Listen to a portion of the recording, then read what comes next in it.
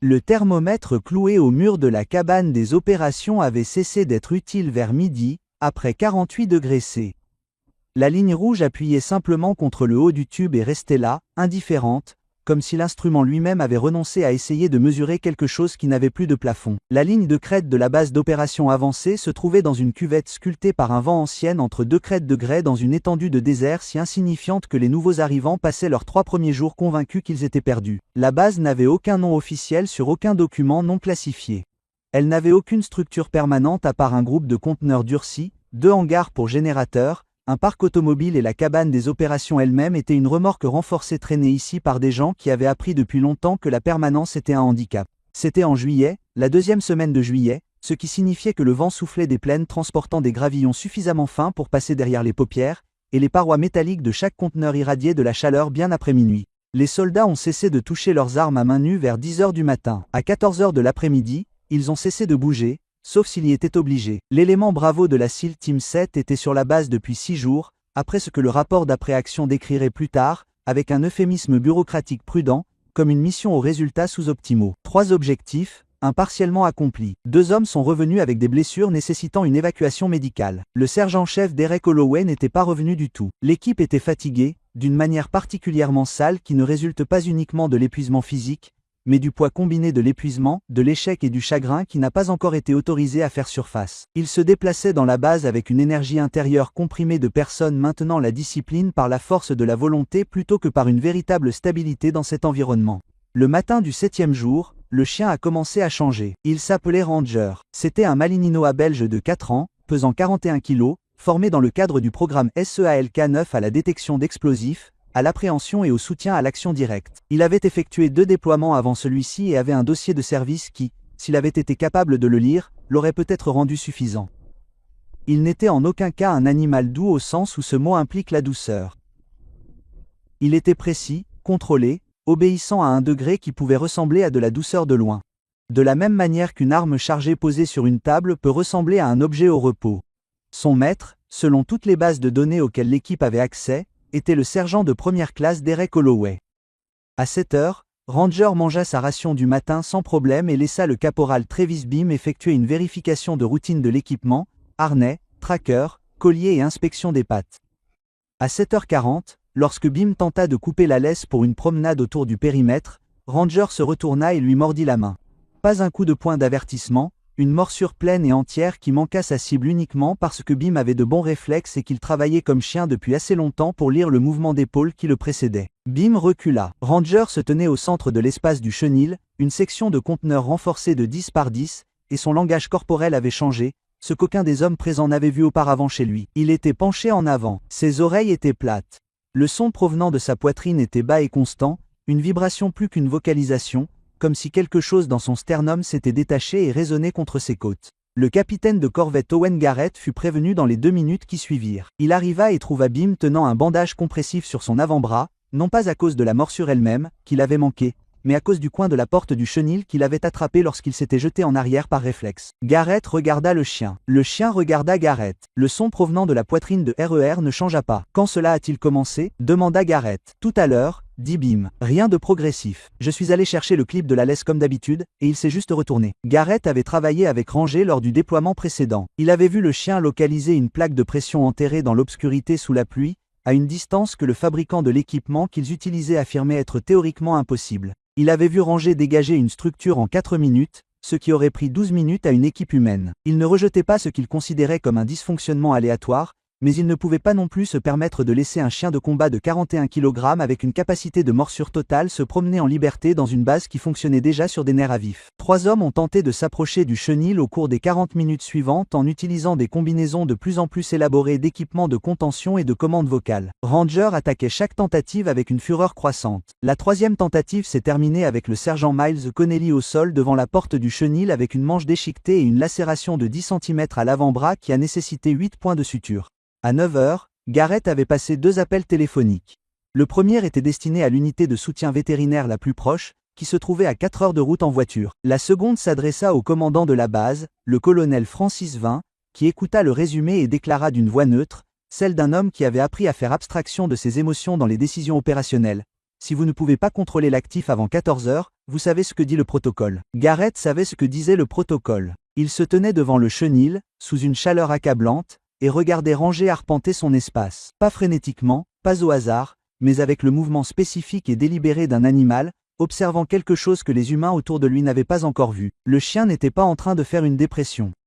Garrett avait passé suffisamment de temps au combat pour reconnaître la différence entre un animal en crise psychologique et un animal dans un état de vigilance aiguë que les gens autour de lui avaient pris pour de l'agressivité. La distinction était subtile. Elle se lisait dans les yeux. Les yeux de Ranger n'étaient pas ceux d'une chose brisée. C'étaient les yeux de quelque chose qui prêtait une attention toute particulière. Garrett ne savait tout simplement pas encore à quoi il prêtait attention. L'hélicoptère est arrivé du sud-ouest à 1042, bas et rapide, ce qui suggère que le pilote avait été informé du profil d'exposition de la base et avait pris des décisions en conséquence. Il a atterri dans la clairière du parc automobile, a soulevé un mur de gravier qui a fait plonger 2 mécaniciens pour se mettre à l'abri, et est resté assis à tourner pendant 30 secondes avant que la porte ne s'ouvre. Une personne est sortie. Elle a traversé la clairière à un rythme qui n'était ni pressé ni désinvolte. Le rythme de quelqu'un qui avait calculé exactement à quelle vitesse il devait se déplacer et qui se déplaçait précisément à cette vitesse, pas plus vite. Elle portait une seule mallette rigide de couleur olive terne avec la répartition du poids d'un fusil long et un sac à dos qui était haut et serré contre son dos. Elle était grande, athlétique, ce qui suggère une formation fonctionnelle plutôt qu'une formation esthétique. La différence entre quelqu'un qui a appris à se déplacer efficacement sous charge et quelqu'un qui soulève des miroirs. Ses cheveux étaient de la couleur du sable pâle et tirés en arrière d'une manière qui suggérait qu'elle avait résolu le problème des cheveux sur le terrain une fois pour toutes et qu'elle n'y avait plus pensé depuis. Elle ne portait aucun insigne de grade sur l'uniforme qu'elle portait, qui était l'uniforme approprié pour cet environnement, mais ne portait aucun des écussons d'unité qui auraient pu indiquer d'où elle venait.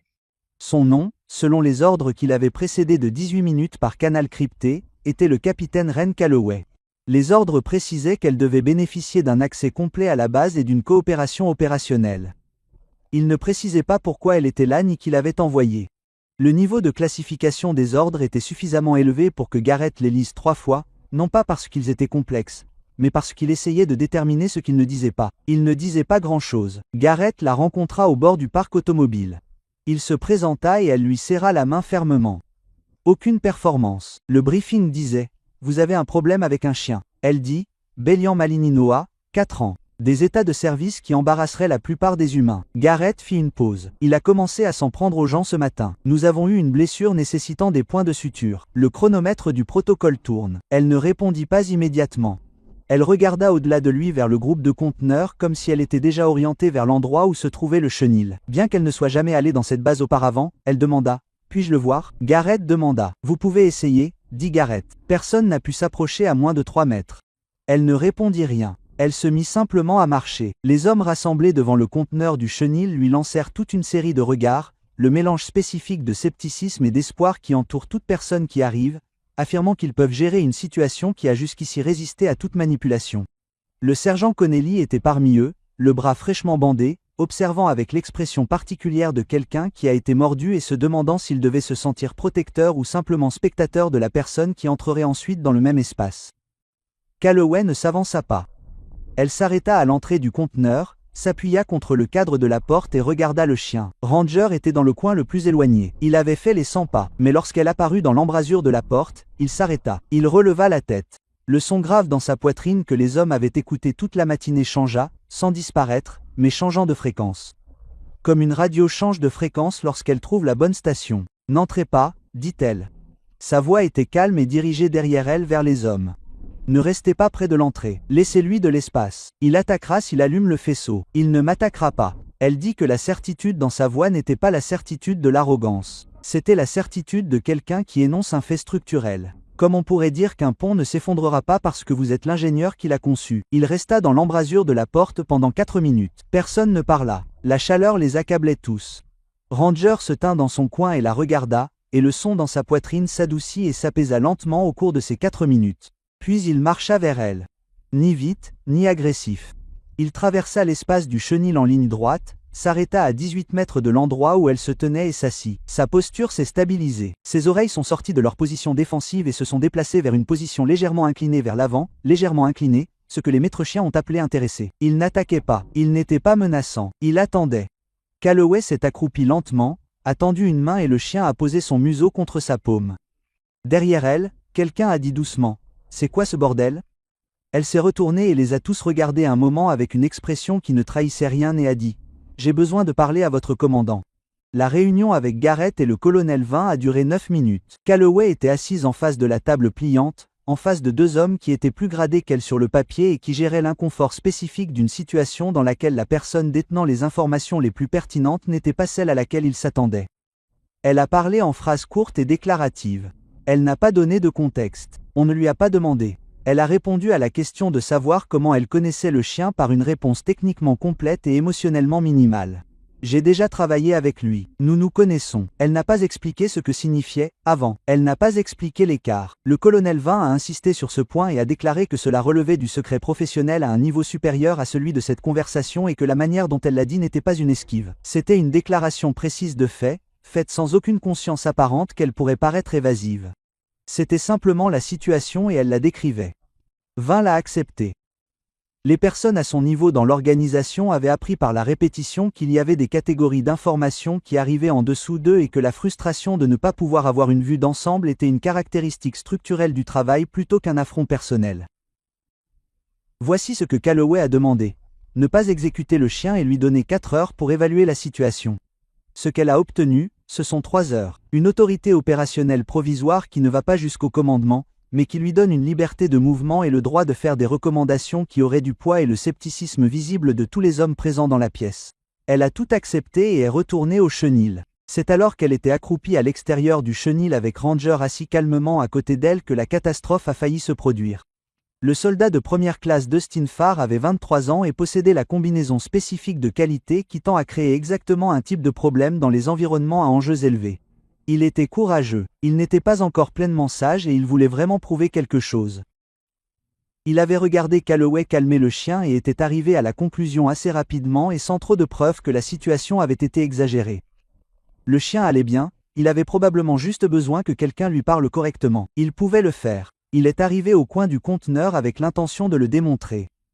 Ranger l'a vu à peu près au même moment où Calloway a entendu ses pas et le chien était déjà au sol et en mouvement avant que Calloway ne se soit complètement retourné. Elle a attrapé le harnais de Rers à 2 mains et de tout son poids et l'a tiré en arrière. L'impact l'a fait tomber à genoux dans le gravier. Les mâchoires de RER se sont refermées dans le vide à 6 pas du visage de Farr. Farr a trébuché en arrière contre la paroi du conteneur et est resté là avec l'immobilité particulière de quelqu'un qui vient de comprendre physiquement et immédiatement qu'il était sur le point de subir une blessure grave. Reculez, dit Calloway. Sa voix était toujours égale. Elle était à genoux dans le gravier, tenant à 2 mains 41 kg de chien tendu, et sa voix n'avait pas changé. Doucement, ne courez pas. Farr recula. Son visage avait perdu sa couleur. Garrett arriva au bruit, arme dégainée, et vit la scène.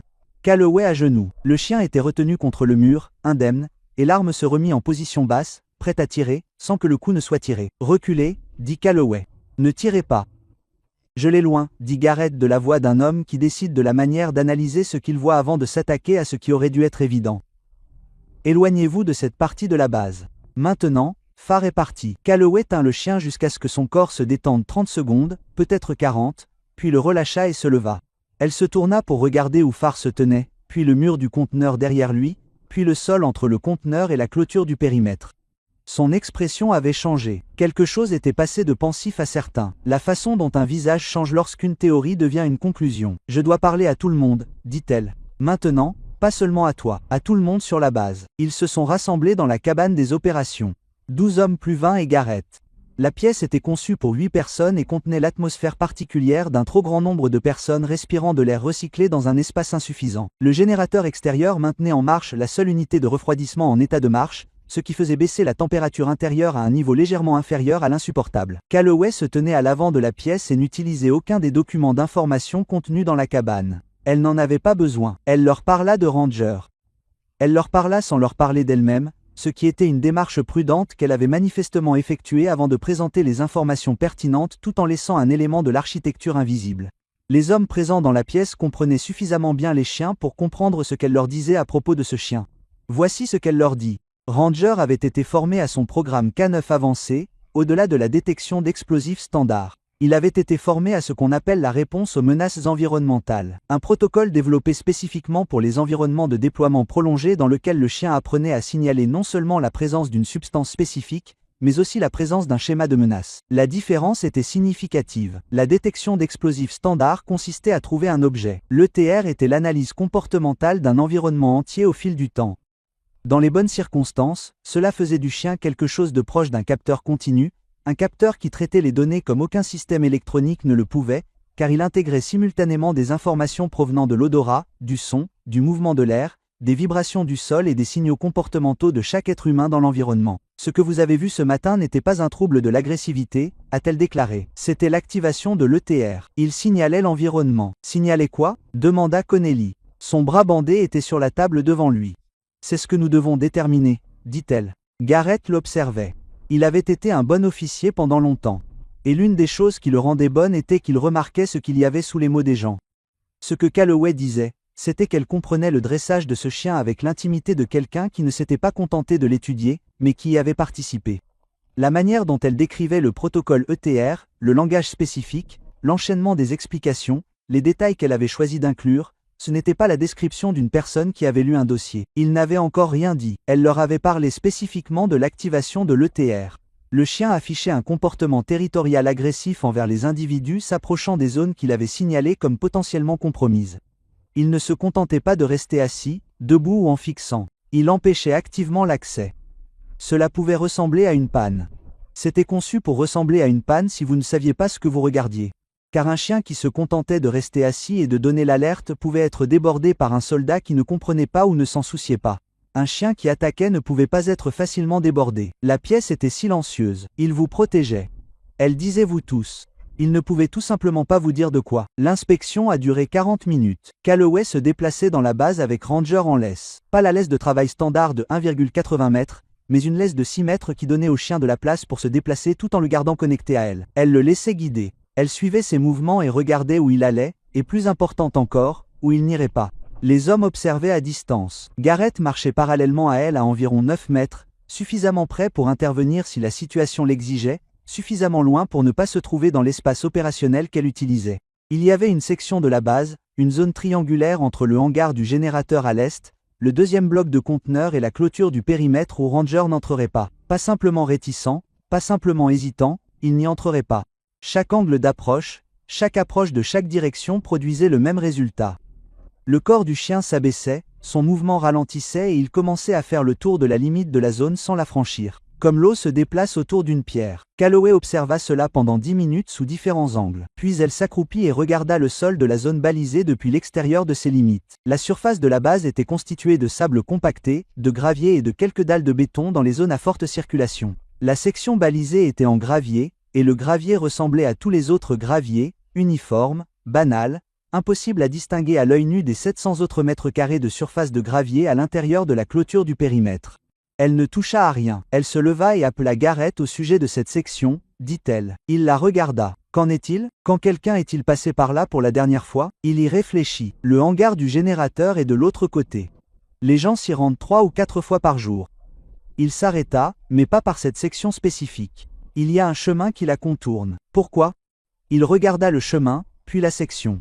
Il était sur cette base depuis 7 jours et avait lui-même emprunté le chemin sans jamais demander pourquoi le chemin contournait la section plutôt que de la traverser. Le chemin existait, il l'avait emprunté et il ne lui était pas venu à l'esprit de s'interroger sur son existence. Je ne sais pas, dit-il. Cherchez à savoir, dit-elle. Cherchez à savoir quand ce chemin s'est formé, qui l'a formé et si quelqu'un se souvient d'avoir traversé directement cette section après les 48 premières heures d'établissement de la base. Il passa 2 appels. Les réponses arrivèrent en 8 minutes. Le chemin s'était formé naturellement au cours du 2e jour d'occupation.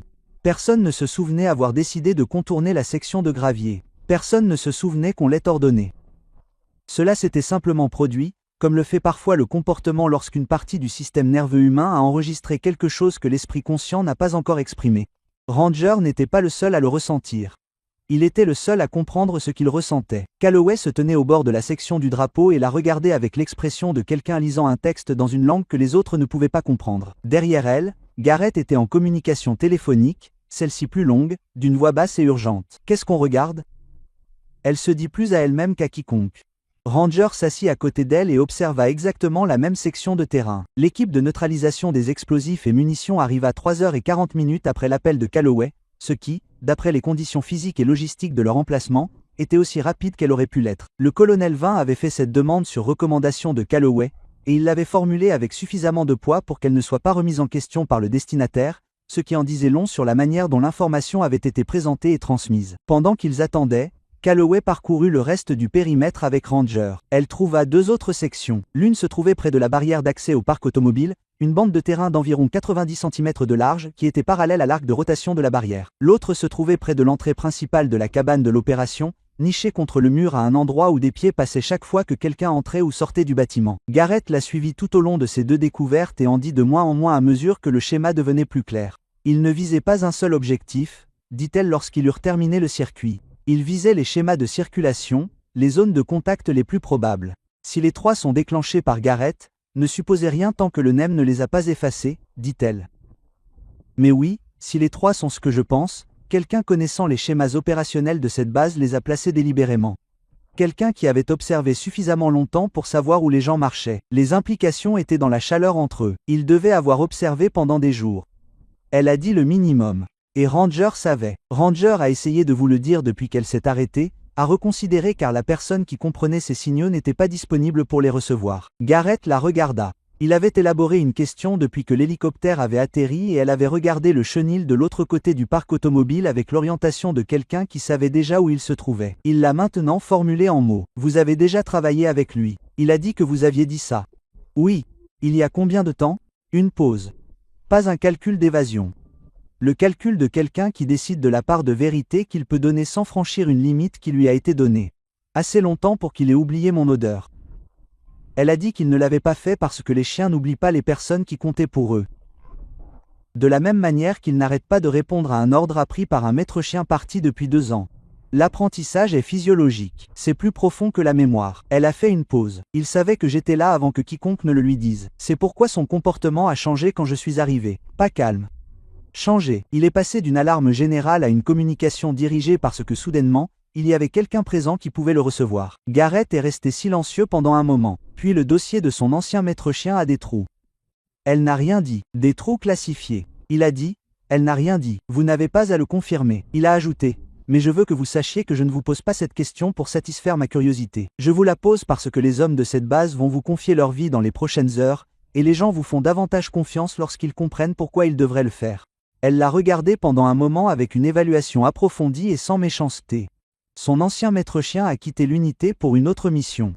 Elle a dit que la mission nécessitait un dossier qui n'incluait pas de travail avec le chien, donc le dossier du chien a été supprimé. Elle a fait une pause. Il n'a pas perdu son maître. Son maître a juste été muté quelque part où les papiers ne pouvaient pas suivre. Et Holloway, a dit Garrett avec précaution, a été affecté au poste de garde forestier il y a 8 mois. Le garde forestier a travaillé avec lui. Le garde forestier est suffisamment bien formé pour travailler avec n'importe qui de compétent. Elle a fait une nouvelle pause. Mais la loyauté entraînée et la loyauté originelle ne sont pas la même chose. Garrett a absorbé cela. Je suis désolé pour Holloway. Elle a dit que c'était calme et direct et que cela signifiait clairement qu'il était bon.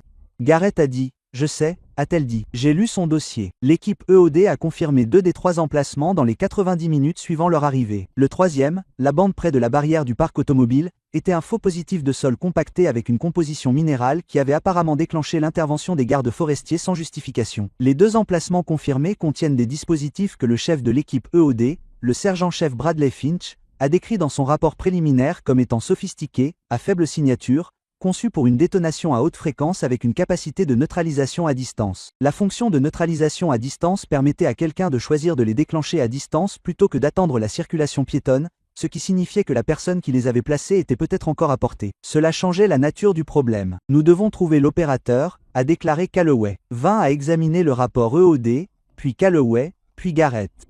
Nous avons une surveillance électronique.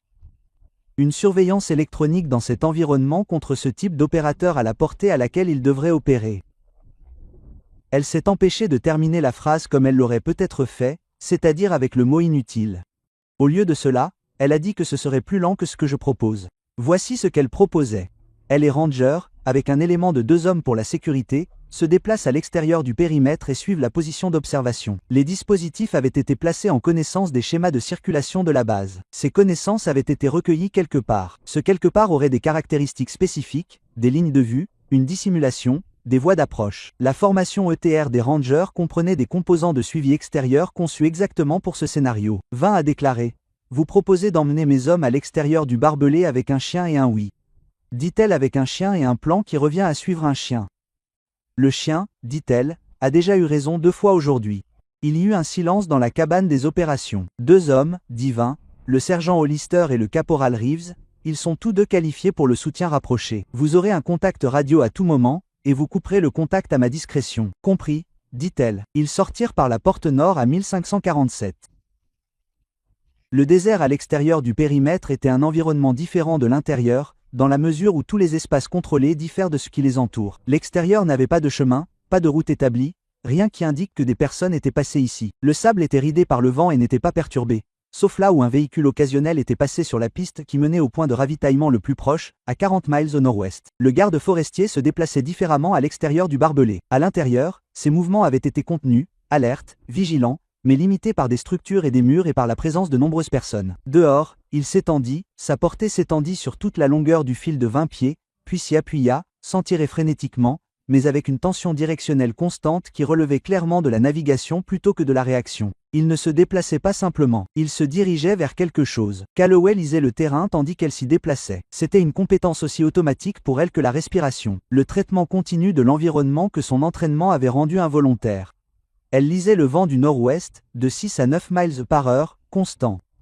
Elle lisait le sol. La surface proche était du sable mou sur un substrat plus dur. Les empreintes de pas, si tant est qu'il y en ait eu, avaient été faites au cours des 12 dernières heures, seraient encore partiellement visibles et abritaient des dépressions entre les ondulations du vent. Elle lisait la lumière, le soleil de l'après-midi, les ombres profondes uniquement près des plus grandes formations rocheuses à l'est. Les formations rocheuses à l'est étaient la seule dissimulation naturelle dans la ligne de mire nécessaire au fonctionnement à distance des appareils. Ranger se déplaçait vers l'est. Le sergent Marcus Hollister marchait à son arrière gauche et le caporal James Reeves à son arrière droit. Les 2 hommes étaient calmes et compétents. Elle les avait évalués dans les 3 minutes précédant le départ et était arrivée à la conclusion qu'ils ne feraient rien d'impulsif. C'était la qualité la plus importante qu'elle attendait d'eux. Les formations rocheuses se trouvaient à environ 1800 mètres du périmètre de la base. Dans la chaleur, le sol irradiant la chaleur emmagasinée vers le haut à travers les semelles de leurs bottes, la marche durait 34 minutes. Le comportement de Reers changea à environ 1400 mètres. La tension directionnelle sur la laisse passa d'une tension continue à une tension pulsée. Il tirait en avant, s'arrêtait, levait la tête, testait l'air, puis tirait à nouveau en avant. Les intervalles entre les pulsations se raccourcissaient à mesure qu'ils approchaient. À 1600 mètres, il s'arrêta complètement et s'assit. Calloway s'accroupit à côté de lui. Elle suivit son regard, pas son nez, son regard, car il regardait plutôt qu'il ne flairait une formation rocheuse spécifique devant lui et sur la gauche. Un affleurement calcaire d'environ 12 mètres de haut avec une corniche naturelle à environ 8 mètres qui offrait à la fois une dissimulation et une vue dégagée sur la base. Le plateau était dans l'ombre. Elle l'étudia, dit-elle très doucement. À Hollister, radio, dites-leur que nous avons localisé une position d'observation probable. Donnez-leur le relèvement. Dites-leur que nous n'approchons pas. Nous établissons une observation. Hollister passa l'appel. Il étudia le plateau pendant 4 minutes. L'ombre était constante. Le rocher était immobile. Le vent le traversait sans rien perturber. Puis il perturba quelque chose. Une petite chose, un scintillement sur le bord droit du plateau qui n'était ni un rocher ni une ombre. Le bord de quelque chose qui avait bougé, peut-être d'1 degré ou 2. Peut-être en réponse au vent, ou peut-être en réponse à la conscience que quelque chose avait changé dans l'environnement en dessous, elle dit qu'elle avait déchargé la mallette rigide. Elle ne l'avait pas ouverte depuis l'hélicoptère. Elle la posa maintenant sur la partie la plus plate du sol disponible, une dépression entre 2 crêtes de vent qui lui donnait un profil bas naturel, ouvrit les loquets et assembla le fusil avec la rapidité de quelqu'un qui a effectué cette action suffisamment de fois pour qu'elle ne nécessite plus de direction consciente du cerveau supérieur. Ses mains, ses muscles et son automatisme entraîné faisaient le travail tandis que ses yeux et son esprit restaient concentrés sur le problème. Le fusil était une plateforme de précision à longue portée personnalisée, chambrée en 338 Lapua Magnum. L'optique était une variable à haute puissance actuellement réglée sur le grossissement maximal. Il n'y avait pas de bipied, elle tirait sur un sac qu'elle plaça sous le garde-main avec une précision qui semblait désinvolte mais qui ne l'était pas. Elle s'installa derrière le fusil. La distance jusqu'au rebord était de 1840 m selon ses estimations. Elle n'avait pas de télémètre laser. Était dans son sac et elle ne prit pas le temps de le récupérer. Elle estima à partir de la taille visuelle du rebord par rapport à son type géologique connu, du temps qu'il avait fallu au bruit d'un petit rocher qui se détachait pour l'atteindre au cours des dernières secondes, du mirage thermique qui se superposait entre elle et la cible et qui lui donnait des informations sur la densité et le gradient de l'air. Ce n'étaient pas des calculs distincts. Ils se produisaient simultanément, inconsciemment. La façon dont on lit un mot ne se fait pas lettre par lettre, mais dans son ensemble. Elle confirma que le vent soufflait de 6 à 8 miles par heure au niveau du sol. La question était de savoir ce qu'il faisait sur le rebord. La formation rocheuse créerait des turbulences sur la face inférieure. Elle observa le mirage thermique à la recherche des motifs chatoyants caractéristiques qui indiquaient un changement de direction en altitude. Il y avait une personne sur ce rebord. Elle ne pouvait pas encore voir la personne. Elle pouvait voir l'indication de la personne. Le petit rectangle géométrique contre la paroi rocheuse irrégulière dont les angles étaient trop réguliers pour être naturels. La faible marque sombre au bord du rebord. C'était une ombre tombant dans le mauvais sens par rapport à l'angle du soleil.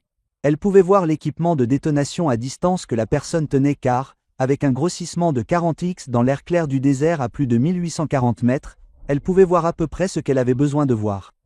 Hollister était à côté d'elle, allongé, à confirmer l'hostilité, a-t-il dit. Présence confirmée avec l'équipement de détonation, a-t-elle dit. Oui. Le commandement demande confirmation avant. Dites-leur que je tire, a-t-elle dit. Elle expira. Le réticule s'est stabilisé. Le tir à longue distance à son véritable extrême ne concerne pas le fusil. Le fusil est le dernier composant du système avant que le fusil ne soit le tireur et avant que l'esprit conscient du tireur ne soit tout ce que l'entraînement a construit sous la conscience. La capacité de maintenir la position pendant la détente, d'appeler le tir avant que la balle n'atteigne, d'intégrer le vent, la distance, l'altitude et le rythme cardiaque du corps en un seul acte d'attention unifié. À 1840 mètres, un tir manqué était un avertissement. Un avertissement signifiait une détonation. Une détonation signifiait que les personnes qu'elle avait passé la journée à protéger allaient mourir. Elle n'y pensait pas. Y penser aurait été du bruit. Elle ne pensait à rien. La détente s'est cassée, le recul s'est produit. Elle a appelé le tir haut à droite, corrigeant à gauche avant d'avoir pu traiter consciemment ce qu'elle avait vu. Et puis, à travers l'optique récupérée, elle a vu l'étagère et l'indication de la personne sur l'étagère et l'équipement de détonation n'était plus tenu. La radio d'Hollister a grésillé.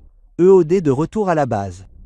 Les appareils ne répondent pas. Le signal à distance s'est éteint. Répétez. Le signal à distance s'est éteint. Le garde forestier à côté d'elle émit un son qu'elle ne l'avait pas entendu faire depuis longtemps. Ce n'était ni un aboiement ni un grognement. C'était le bruit d'un chien qui attendait quelque chose et qui était enfin arrivé au bout de son attente. Elle baissa le fusil. L'équipe de suivi se rendit sur l'étagère à 1714. Et confirma la présence d'un seul homme, portant des vêtements non marqués, équipé d'un équipement de détonation à distance d'un type correspondant aux engins trouvés à l'intérieur du périmètre. L'individu était neutralisé. Les dispositifs EOD confirmèrent qu'ils avaient été conçus pour exploser simultanément. Heure des périodes de trafic maximales, 8 heures, qui correspondait au briefing du matin, et un 8 heures, qui correspondait au résumé des opérations de fin de journée. Le timing signifiait que l'entrée de la cabane des opérations et le chemin du hangar du générateur, les deux zones de Hydra, auraient été touchées simultanément pendant le pic d'occupation. Finch fit passer les chiffres à Garrett. Techniquement calme, 12 à 15 victimes au minimum à la fenêtre de détonation de 8 heures, compte tenu des schémas de circulation connus. La fenêtre de 8 heures pourrait être plus élevée. Le garde forestier signala cela. Finch a dit que ce n'était pas une question. Ranger a signalé cela. Garrett a confirmé. Il y a combien de temps? Nous ne savons pas exactement. Il a commencé l'intervention de l'ETR hier après-midi. C'est à ce moment-là que Garrett a fait une pause. C'est à ce moment-là que son comportement a changé pour la première fois. Hier après-midi, a déclaré Finch. Hier après-midi, a déclaré Garrett, nous pensions qu'il était en train de craquer. Finch est resté silencieux pendant un moment. Il essayait de vous dire que la base était compromise, a-t-il dit. Oui. Et personne ne l'a compris. Pas avant que quelqu'un n'arrive qui le pouvait. Finch a regardé à travers la base en direction de Calloway qui était assise à l'extérieur du chenil, le chien à côté d'elle. Il a regardé pendant un moment. Puis il est retourné à son équipement. Dans la cabane des opérations, Garrett a écrit ses notes après l'action et a repensé à la journée. Il a pensé à ranger le matin. 41 kg d'agressions contrôlées qui ont fait reculer 3 soldats entraînés d'une section de terrain. Incapable de communiquer ce qu'il savait dans une langue qu'il pouvait comprendre, il a pensé à ce que cela coûte de savoir quelque chose d'urgent et de ne pas avoir les moyens de le dire. Il pensa au chemin qui s'était formé naturellement autour de la section des drapeaux au cours du deuxième jour d'occupation de la base. Tous ces pas, tous ces matins et ces soirs, contournant tranquillement quelque chose que le système nerveux humain avait enregistré sans l'exprimer clairement. Il pensa à Calloway, au trou dans son dossier et à ce qui les comblait, à la qualité particulière de son attention, à la façon dont elle s'était tenue sur le pas de la porte du chenil et avait simplement attendu sans être cajolée, sans ordre, sans aucune des stratégies d'approche élaborées que les maîtres chiens entraînés avaient tentées. Elle était simplement apparue et avait attendu comme si elle avait compris que le chien avait besoin de temps pour confirmer ce qu'il savait déjà plutôt que de temps pour être convaincu de quelque chose de nouveau. Elle l'avait compris parce qu'elle l'avait suffisamment construit pour que les parties pertinentes subsistent. Il pensa à ce que cela lui coûtait d'être effacé d'un dossier. Perdre la relation opérationnelle qui avait été au cœur de votre vie professionnelle pour savoir qu'un animal que vous aviez dressé servait dans une zone de guerre sans que vous soyez interprété par des personnes qui n'avaient pas le bon dictionnaire. Il referma ses notes. Dehors, le soleil se couchait. La température est passée d'insupportable à simplement inconfortable en l'espace de 45 minutes, ce qui, dans cet environnement, ressemblait à de la pitié. Le ciel a traversé une séquence de couleurs qui n'avait rien à regretter. L'orange a cédé la place à quelque chose de plus profond. L'horizon est devenu rouge, les formations rocheuses à l'est ont projeté de longues ombres vers la base. Le colonel Vin est arrivé à la porte de Garrett. Les opérations de déminage se terminent, a déclaré Vin. Les deux dispositifs sont autorisés et sécurisés. Bien. Je dois faire un débriefing formel avec Calloway. Elle coopérera dans les limites de sa classification, a déclaré Garrett. Je sais. Vin est restée silencieuse pendant un moment. Je me suis trompé à son sujet. Oui, je vais le lui dire. Je pense qu'elle apprécierait. Garrett a dit qu'elle ne le montrerait pas. Vin a presque souri. Non, elle ne le fera pas. Elle était assise sur une caisse d'équipement renversée à l'extérieur du chenil lorsque Vin l'a trouvée. Ranger était à côté d'elle, pas en laisse, pas attaché. Il était simplement là, comme les chiens qui ont trouvé leur maître sont simplement là, sans intention, sans la moindre manifestation de présence, juste le fait d'être là. Sa tête reposait sur ses genoux. Ses yeux étaient fermés. Vin se tenait à quelques mètres d'elle et les regarda tous les deux un moment avant de parler. « Je vous dois des excuses, dit-il. Elle leva les yeux. Elle attendit. J'ai fixé une date limite de 1400 pour ce chien, dit-il. Si vous étiez arrivé 1 heure plus tard, je ne serais pas arrivé 1 heure plus tard. Elle dit. Non, mais je veux le dire quand même. Le protocole existe pour une raison, et je l'ai appliqué sans avoir suffisamment d'informations, et j'aurais dû. Il s'arrêta, trouva le bon mot. J'aurais dû regarder de plus près ce qu'il faisait réellement avant de décider ce que cela signifiait. Elle resta silencieuse un moment. Le soleil était à une largeur de main au-dessus de la crête ouest. Le protocole est correct, dit-elle. Un chien qui ne peut pas être contrôlé dans un environnement de combat est un handicap. Vous faisiez votre travail. Je faisais le mien sans suffisamment comprendre la situation, dit-il. Oui, dit-elle sans chaleur. C'est autre chose, acquiesça-t-il. Il resta un moment à regarder le chien. Est-ce qu'il va s'en sortir, sans, je veux dire, aller de l'avant? Elle baissa les yeux vers Ranger. Sa main se déplaça sur le côté de son cou et s'y posa. Il servira, dit-elle. C'est un bon chien. Il se liera d'amitié avec un nouveau maître avec le temps. Une pause. Il va rater ça. La continuité, mais il n'est pas fragile. Allez-vous demander à être transféré à nouveau chez K9? Demanda Vin. La question était plus personnelle que tout ce qu'il lui avait demandé de toute la journée. Elle l'assimila sans broncher. Ce n'est pas ma décision, dit-elle. Mais si c'était le cas, elle regarda l'horizon. Le rouge s'intensifiait. Quelque part sur le sol du désert, un courant thermique souleva une petite spirale de poussière et la dispersa. Je resterai où je suis, dit-elle. Le travail que je fais compte. Ça, elle marqua une pause. C'était une exception. Il avait besoin de quelqu'un qui parlait sa langue et il se trouve que j'étais disponible. Vin la regarda un instant. Il y avait quelque chose dans son expression qui pouvait être de l'admiration et peut-être quelque chose de plus âgé et de moins confortable. La reconnaissance d'une personne qui a organisé sa vie autour d'une décision qu'elle ne peut pas revenir en arrière et qui a fait la paix avec le coût de cette organisation. L'équipe veut vous remercier. Il a dit qu'il n'en avait pas besoin. Elle a dit non, mais ils le feront quand même. Garrett est sorti après Vin. Il n'a pas dit grand-chose. Il s'est assis sur une deuxième caisse à une distance raisonnable et ils ont regardé le soleil se coucher ensemble sans combler le silence avec des mots inutiles. Au bout d'un moment, il a dit « Connelly voulait que je te dise qu'il ne blâme pas le chien. » Elle a hoché la tête. Elle a dit que si quelqu'un était assis sur une bombe dans son quartier, il mordrait probablement les gens aussi. Quelque chose bougea sur son visage, ce qui aurait pu être le début d'un sourire. Dites-lui merci. Il veut aussi savoir si le chien a des créneaux dans son emploi du temps pour des excuses officielles. Cette fois, le sourire se termina de lui-même. Il fut bref. Cela changea considérablement son visage. Dites-lui qu'il peut passer demain matin. Hurley Garrett hocha la tête. Il regarda Ranger. Le chien n'avait pas ouvert les yeux, mais sa queue bougea lentement d'un côté à l'autre. Le mouvement d'un chien qui dort d'une manière qui relève plus du repos que de l'inconscience, qui est conscient des gens qui l'entourent et a décidé qu'il ne représentait pas une menace. Il le savait vraiment. Garrett dit depuis le début. Depuis avant le début, dit-elle. Depuis qu'ils ont mis le premier appareil dans le sol, il était dans le chenil et il pouvait le sentir et il savait que quelque chose n'allait pas et personne ne savait ce qu'il disait. Combien de temps a-t-il fait signe avant que nous le remarquions? Assez longtemps, dit-elle. Les mots avaient du poids qu'elle ne s'étendit pas. Ils restèrent assis là-dessus pendant un moment. Le débriefing de demain portera sur vos antécédents avec lui, dit Gareth. Je voulais vous prévenir. Je sais. Je n'ajouterai rien à ce que vous ne dites pas vous-même. Elle le regarda. L'évaluation, encore une fois, approfondie, directe, pas méchante. Merci, dit-elle. C'était la chose la plus irréfléchie qu'elle ait dite de toute la journée. La base la nuit était un organisme différent de la base dans la chaleur de l'après-midi. Les générateurs fonctionnaient, les unités de refroidissement fonctionnaient et la température chutait à un niveau où l'on pouvait vivre sans effort. La lumière au-dessus de la cabane des opérations dessinait un cercle jaune sur le gravier. Quelque part dans le parc automobile, quelqu'un travaillait tard sur quelque chose de mécanique. Le bruit, régulier et déterminé, atteignait le côté et de la base d'une manière qui ressemblait à de la compagnie. Calloway resta assis à l'extérieur du chenil jusqu'à ce que Ranger soit complètement endormi. Puis elle se leva et le regarda un moment, le rythme de sa respiration, l'immobilité particulière d'un chien profondément au repos, la façon dont ses oreilles bougeaient encore légèrement en réponse à des sons inférieurs à la portée de l'oreille humaine. Puis elle retourna dans les quartiers qui lui avaient été assignés et s'assit un moment sur le bord de la couchette dans le noir. Elle pensa à tout ce qu'elle ne pouvait pas porter ouvertement. Le dossier qui avait été effacé, le déploiement qu'elle ne pouvait pas documenter, les 4 années qui s'étaient écoulées depuis qu'elle avait quitté un chenil et un chien qui n'avait pas compris pourquoi elle partait et qu'on n'avait pas pu lui dire. Elle pensa au matin où elle s'était tenue sur le pas de la porte et l'avait vu traverser le chenil, au changement de sa poitrine et aux 4 minutes d'immobilité pendant lesquelles quelque chose en lui confirmait ce qu'il avait enregistré avant qu'il n'ait le droit de l'enregistrer.